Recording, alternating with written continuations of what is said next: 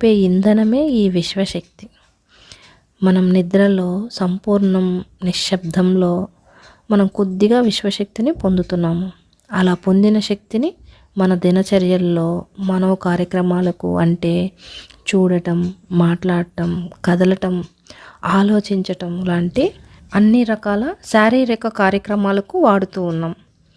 మరి నిద్రలో పొందే ఈ పరిమిత శక్తి మన అన్ని పనులకు సరిపడవు.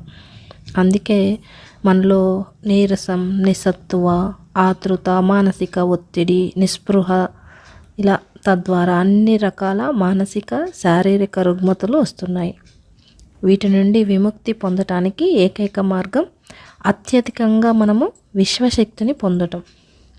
అత్యధిక విశ్వశక్తి పొందే ఏకైక మార్గం ధ్యానం.